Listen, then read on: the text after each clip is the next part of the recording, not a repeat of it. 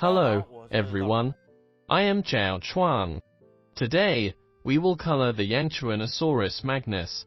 As an animal that is close to 10 meters or may exceed 10 meters, the color of Yangchuanosaurus magnus should not be designed too fancy, but it should not be too monotonous, either. When choosing colors, we should try to use darker colors. When drawing, pay attention to the sequence of coloring. We can color its abdomen first, filling it with a lighter color, and then color the back with a darker color. Then, we use another brighter color to transition between the two colors to make the image look colorful. Now, let's color the Yangchuanosaurus magnus. We first use light yellow to fill the lower part of its body.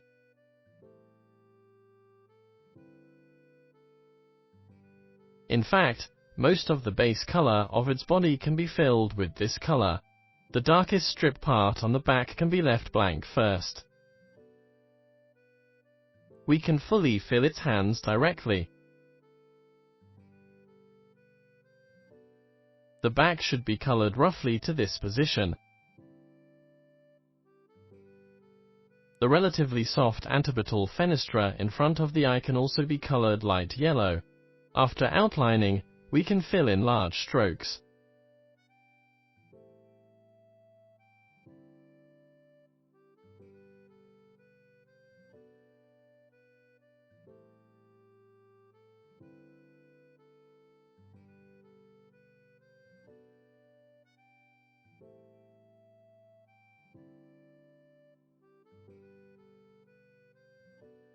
Next, we come to its rear half. The part behind its thighs and the second half of its tail can also be filled with light yellow.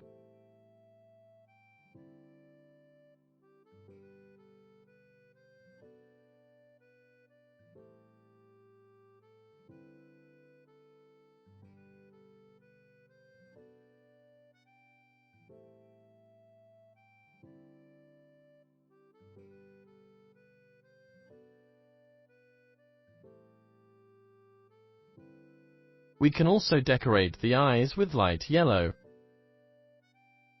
Next, we can use dark gray or a similar color to fill in the harder parts of the body, such as its lips.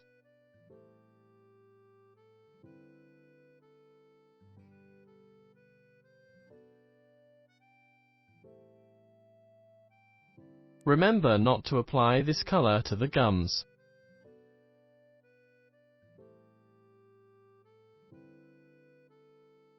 The rear of its mouth can be colored more naturally like this.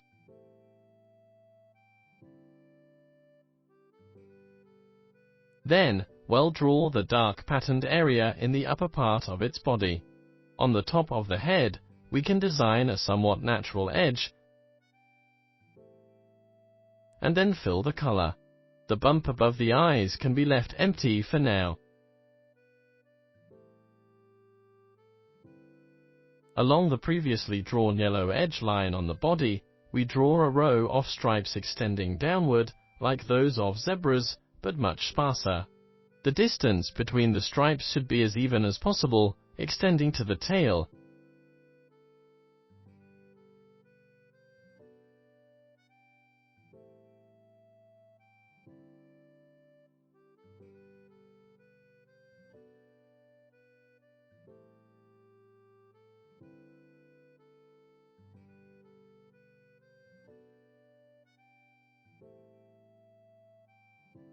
On the tail, the stripes can gradually become thicker, and the lines for those posterior stripes can become straighter, without being as complicated as the front ones.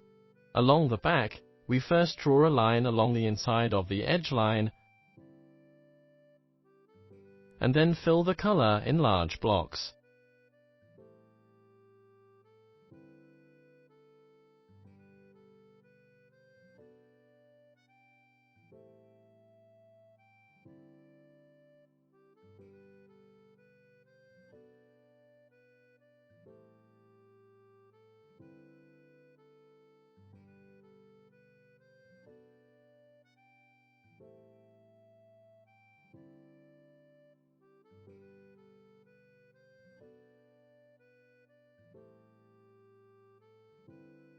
On the rear part of the tail, we can directly draw some ring-like patterns step by step.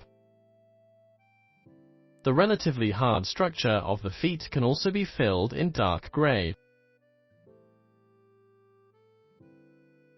Toenails can be left blank to differentiate their color from the skin.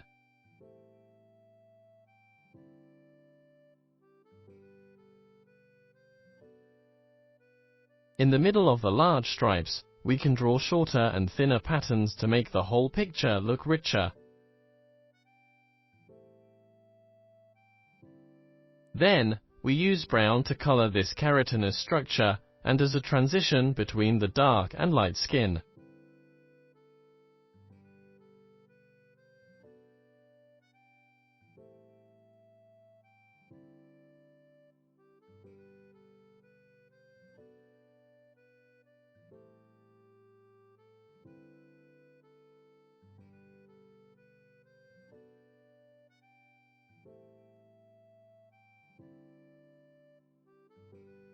We can draw patterns on the face to match the body's shape.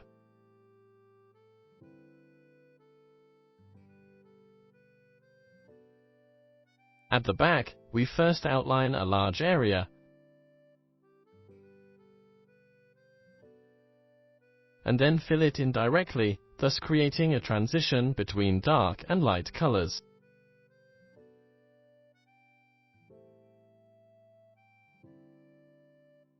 The area in front of the leg that was left blank can also be drawn with brown skin.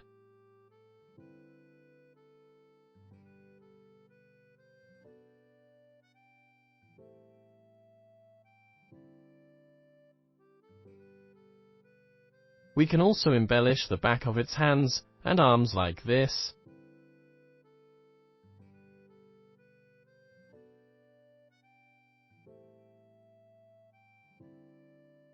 We can use brown to color the upper half of the tail.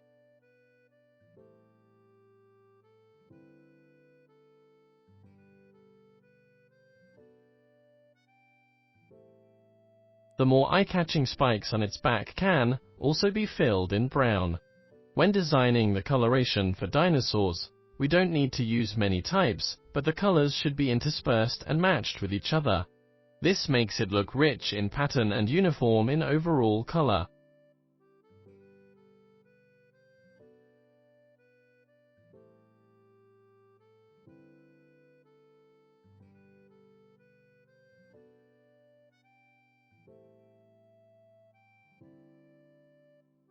Then, let's slightly show the ground under its feet.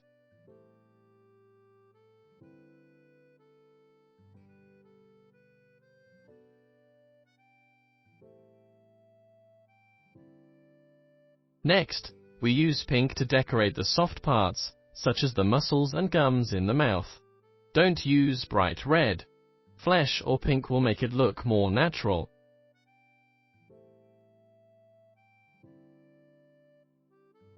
Pink can also be used to slightly embellish the softer parts, such as the neck, armpits, and thighs, to make it look rich in blood vessels.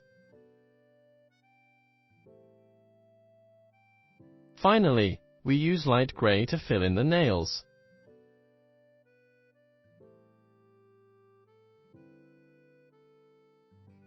Good, like this, we've finished coloring this Yangchuanosaurus magnus.